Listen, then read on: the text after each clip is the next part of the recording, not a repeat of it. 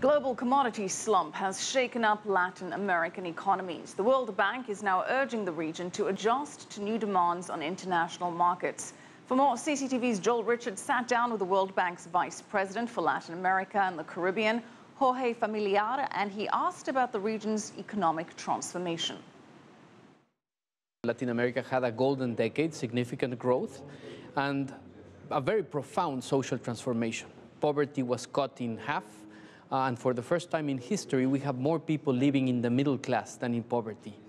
And now the external conditions that led to this growth, job creation, and poverty reduction are not there anymore.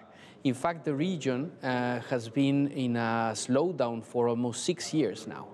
So the big challenge for the region right now is how to generate growth, new sources for growth in order to keep this social transformation going.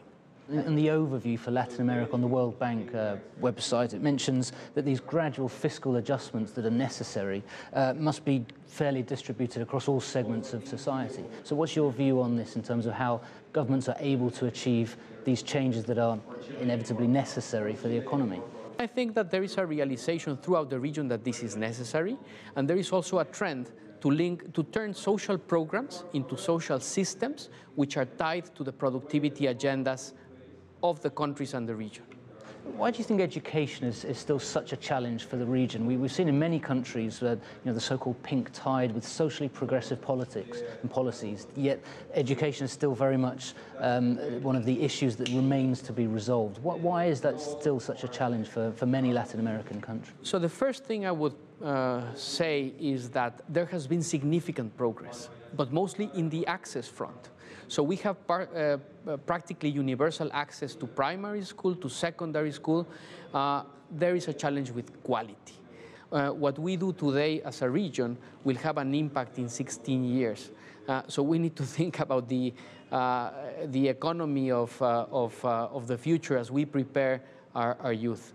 I do think that it's a topic that has many angles, and some of these conversations are complex from a political point of view, but we do see these conversations moving forward throughout the region.